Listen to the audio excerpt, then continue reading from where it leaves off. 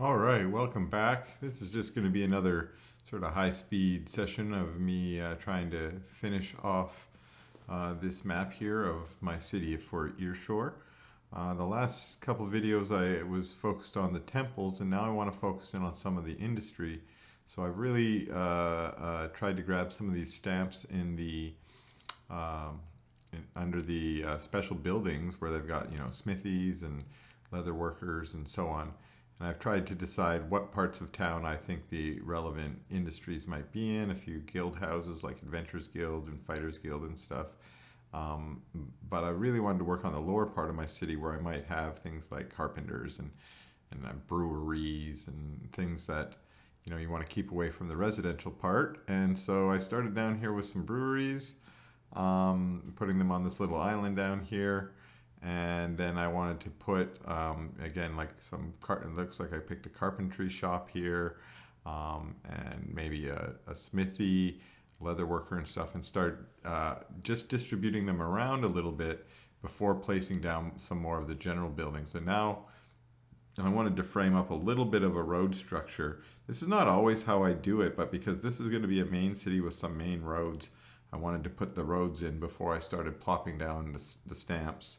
I decided my masonry, maybe they do masonry up by the cliffs, maybe they do some mining in the cliffs, but a lot of my other industries I wanted to put down near the river because a lot of industries actually benefit from having water nearby, and so you might see naturally your industries being developed nearby the river, and then I kind of wanted to fill in everything in between those points with. Residential spaces where people might be living, the laborers might be living, and then also some maybe a couple other inns and taverns and such where those folks might spend their off hours. And so here I started. My goal here was also to try and make sort of a smoothish kind of transition from red style buildings over here to more yellow style buildings that I used in the center of my city, just to get the style of the city to sort of vary from region to region, district to district, and that might just help my players better visually see that. Now, at this point, I've placed down a lot of red buildings, and I think I realized, oh wait, I wanted to put some yellows in there too. And you can see I'm just sort of grabbing some of the special buildings, seeing where they fit. Now notice not necessarily all these buildings are going to be where they end up after. Notice I'm filling in a few extra spots with just single buildings here. One thing I will also mention at this point, because I'm just about to get started on that as well, is that one thing I forgot to do when I was placing down a lot of these individual buildings is I had my stamps set on size 42, and my default, I wanted the special buildings, the smithies and the inns and stuff to be on size 42, because then they are just a little bit bigger than the other buildings and stand out better. But then I forgot to switch it back down to 37, which was my default for the residential buildings and such. And so all my buildings that I ended up placing were, well, other than the special buildings, were a little bit larger than I wanted them to be. And so I'm going to have to go back and shrink them all down, which is not something that's too hard to do. You just sort of control click them all, select them all, and then you can shrink them all down all at one time, as long as you have the ones you want selected. And I did them in small little batches, like one region at a time. And then you just, same thing I'm doing here, just sort of each stamp, just move it around, make sure it's in the place you like. Maybe grab single stamps to fill in the empty spots. I try and make I've got these paved roads, or if you like, these cobblestone roads, but I like these sort of more alleyways or joiner roads in the in-between to just show up based on how I'm placing the buildings. So they're sort of naturally placed there. And again, I've grabbed a couple merchant guilds over here that I thought there might be a few merchant guilds. Just any other little buildings from that set that I'm not probably going to label all of these when I finally finish my map, but in my notes I have a great deal of I have like 20 different inn names and so on. So when my players finally get to a point where they say, okay, I want to go to this inn, I'll be able to say, okay, let's look at the map here. You know, I've got about 20 different inns I've placed on the map.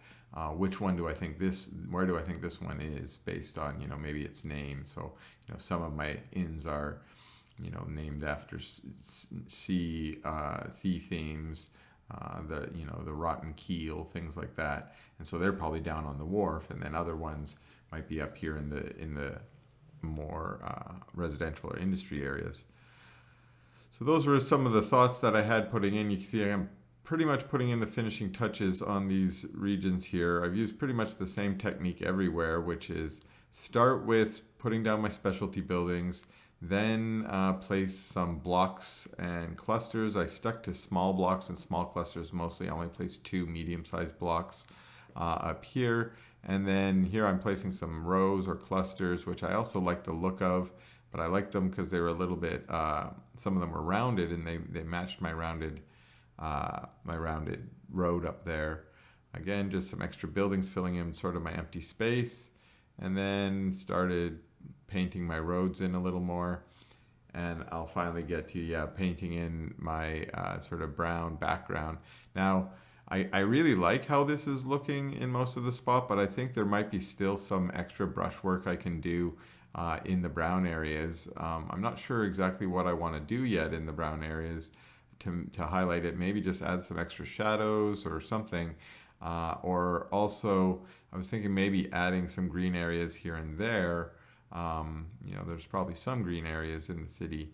But at the moment, I'm just filling everything in with brown, and then I'm going to go over the edges again with a softer tool to just try and make it blend in a little bit better. And again, at this point, it's not 100% perfect, but that's because I still am not settled on, like I said, I have to change some of these buildings. I didn't know this at the time. And since I anticipate that there's going to be more changes made down the road, I try not to get everything to 100% finished until I feel like, okay, yeah, I'm really done with this section. And then I might go back over these roads one last time and correct anything that stands out to me that looks, you know, a little bit ugly or bad. I still try and fight my own instincts at times to try and make everything look 100% perfect. This is, after all, meant to be a medieval city that evolved over many years, so it's allowed to have a few parts that look a little bit weird here and there. Well, I think that was all I had for this little quick, this is mostly stamps and brushwork today, but yeah, thanks for watching, and I'll check you out in that next tutorial.